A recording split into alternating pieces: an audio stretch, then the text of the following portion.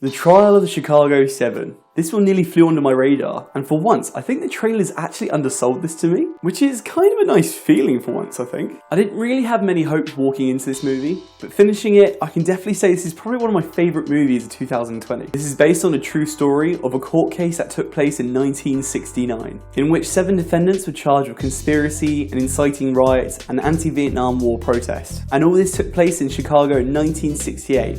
At the Democratic National Convention. This was a very famous trial when it happened, due to the way the defendants were being treated, the questionable decisions by the judge, and of course, as always, police brutality. Kind of makes this movie relevant even for today, doesn't it? God, this movie makes something that could potentially be really boring insanely interesting and entertaining. The movie features an incredible cast, as well as a fantastic writer-director to take the helm, and that writer-director is Aaron Sorkin. To me, this guy is a genius. I first saw his work during the TV show The Newsroom, and then I saw it again in A Few Good Men, Social Network, and Steve Jobs. This guy's skill in writing dialogue, in my eyes, is second to none. He just makes every sentence fun to listen to, with great wit and impactful points of views. He has a really unique and interesting way of writing dialogue, which, if you've seen any of the movies I mentioned earlier, you probably understand where I'm coming from. And to support this director comes an incredible ensemble cast as well. Joseph Gordon-Levitt, Eddie Redmayne, Sacha Baron Cohen, who I've only ever really seen in spoof movies such as Borat and The Dictator,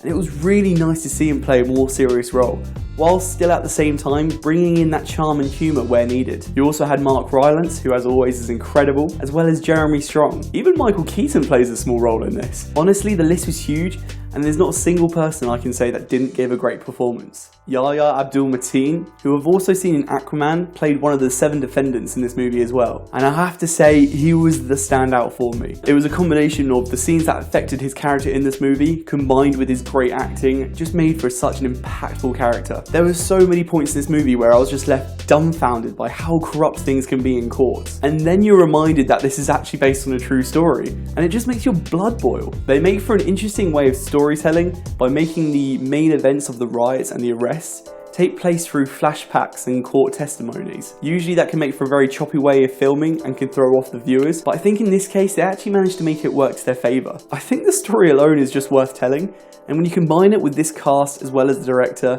I think this is an absolute no-brainer in my eyes. If you're a fan of true story films as well as law and court films, then this one is a really big must for you. Even if that isn't necessarily your criteria, I still think this is worth the watch on Netflix. But I'm going to leave it at that. I want to keep this short because I want people to experience it firsthand watching it, instead of listening to me talk about all of it. And it's one that I can definitely recommend. But let me know if you've seen The Trial of Chicago 7, what your thoughts on the movie might be.